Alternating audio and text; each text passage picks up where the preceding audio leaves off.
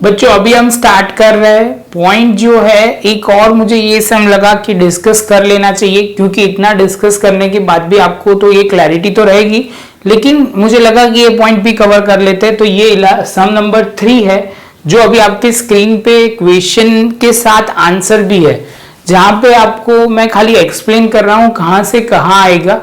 थोड़े मैं एक्सप्लेन कर रहा हूं, थोड़ा मैं आपके लिए भी छोड़ूंगा, जिससे आप एक बार ट्राई करना, नहीं समझ में आया तो आपको फिर से मुझे पूछ लेना है।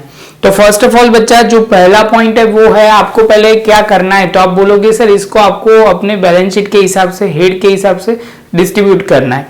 तो पहला दिया हुआ है क्रेडिटर्स, जो आप बोलोगे सर क्रेडिटर कहाँ आएगा, तो आप बोलोगे सर यहाँ पे सबसे पहले मेन जो इक्विटी एंड लायबिलिटी में आएगा, उसके अंदर आप बोलोगे सर दूसरा जो हेड बोला जाएगा वो करंट लायबिलिटी, और सब हेड बोला जाएगा ट्रेड पेएबल। दूसरा है सिक्योरिटी प्रीमियम, तो आप बोलोगे बैलेंस शीट हेड कौन सा होगा बच्चा, तो आप बोलोगे इक्विटी लायबिलिटी। उसके बाद बच्चा आप बोलोगे सर शेयर होल्डर वाले में आएगा शेयर होल्डर फंड, और उसके अंदर सब हेड में आएगा reserve and surplus. Equity liability, share holder fund and reserve and surplus. Same way बच्चा आगे है बॉन्ड आप बोलोगे सर इक्विटी एंड लायबिलिटी के पहले तो सबसे पहले वो मेन है, आप बोलोगे सर बैलेंस शीट हेड है। उसके बाद आप बोलोगे सर ये नॉन करंट लायबिलिटी है, नॉन करंट लायबिलिटी, और उसमें लॉन्ग टर्म बोरोइंग में आएगा। कहां पे आएगा बच्चा, लॉन्ग टर्म बोरोइंग में आएगा। तो ये पॉइंट ध्यान रखना है। मैं सोच रहा हूं 15 तक मैं कर रहा हूं, 15 मैं आपको दूंगा, जिससे आपको क्लैरिटी आएगी। आंसर मैंने सारे दिए, लेकिन आप खुद करने का ट्राई करोगे, जिससे आपको क्लैरिटी ज्यादा आएगी। तो उसके बाद बच्चा है गुडविल आप बोलोगे सर ये कौन सा होगा, तो जो बैलेंस शीट हेड है वो एसेट है, उसके अंदर नॉन करंट एसेट वो मेन हेड होगा, और फिक्स एसेट के अंदर आप बोलोगे सर इनटेंजिबल एसेट के अंदर आएगा। सेम वे बच्चा आप बोलोगे सर बैंक ओवरड्राफ्ट, तो आप बोलोगे सर इक्विटी एंड लायबिलिटी यहाँ होगा। उसके बाद आप बोलोगे सर यहाँ पे होगा करंट लायबिलिटी, और उसके अंदर आएगा शॉर्ट टर्म बोरोइंग। सही है बच्चा। जैसे ये पॉइंट कंप्लीट होता है उसके बाद आप बोलोगे सर इसके बाद है बिल्स रिसीवेबल, वो भी बहुत सिंपल है। मेन जो आप बोलोगे बैलेंस शीट हेड है वो एसेट है, उसके अंदर आप बोलोगे सर यहाँ पे जो आएगा वो ट्रेड, यहाँ पे करंट एसेट, और उसके अंदर ट्रेड रिसीवेबल। तो बच्चा ये आपको क्लियर कर देना है। फॉरवर्ड की सीक्वेंस वही रहेगी सब में, वो ध्यान रखना है। उसके बाद बच्चा आपको बोलोगे इक्विटी शेयर कैपिटल, तो ये सबसे पहले आ जाएगा। तो आप बोलोगे सर बैलेंस शीट का जो मेन हेड है वो इक्विटी लायबिलिटी, इसमें शेयर होल्डर फंड, इसमें शेयर कैपिटल में आएगा।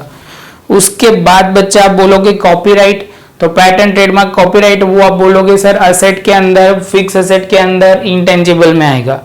उसके बाद बच्चा आप बोलोगे sir debenture discount to be return during the next year, तो नेक्स्ट ईयर ही होने वाला है, तो आप बोलोगे सर ये सिंपल यहाँ जाएगा अदर करंट एसेट में, लेकिन बोलना पड़ेगा एसेट, उसके बाद करंट एसेट, और उसके बाद अदर करंट एसेट के अंदर।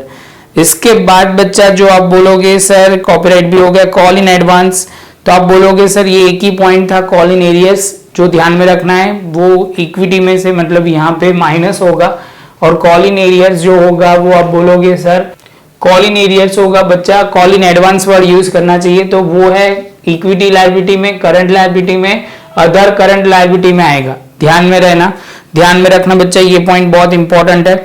उसके बाद कैश एंड कैश इक्विवेलेंट बच्चा, जो आप बोलोगे सर यहाँ पे एक पूरा कैश एंड कैश इक्विवेलेंट का ही है, तो यहाँ एसेट में करंट एसेट, इसमें कैश एंड कैश इक्विवेलेंट में आएगा।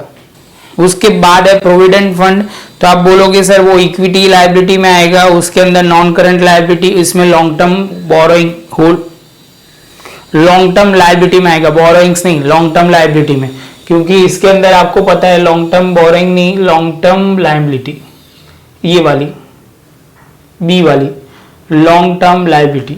अभी बच्चा आप बोलोगे सर ये तो एक्चुअली ऐसा है कि आगे की वीडियो परफेक्ट देखी हो तो उसमें आप आंसर देने ही वाले हो, इसमें कोई प्रॉब्लम नहीं आएगा।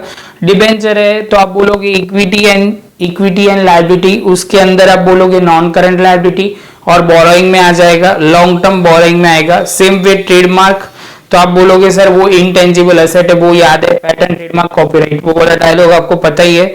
बाद में आप बोलोगे सर लूज टूल्स, ये भी आप बोलोगे सर याद रह गया था, क्योंकि आपने टूल्स और वो डायलॉग बोला था। टूल्स जो होगा वो ऊपर आता है, और लूज टूल्स होता है वो इन्वेंट्री में आता है यहाँ पे। तो आप बोलोगे asset, non current asset, asset, उसके अंदर करंट एसेट, उसके अंदर सब हेडिंग है इन्वेंट्री। तो बच्चा इसका शांति से आप लिख लो, उसके बाद 15 और है, मैंने आंसर रखे हुए हैं, आप पॉज करके एक बार लिखो, पूछ लो कि क्या इसमें कोई डाउट है। बच्चा प्रैक्टिस के लिए आपको इलास्ट्रेशन नंबर 2, 3, 6, 7 2, 3, 6, 7 अच्छी तरह करना है, जिससे आपको क्लैरिटी आएगी। बच्चा मिलते हैं नेक्स्ट लेक्चर में, अभी प्रैक्टिकल सम के साथ।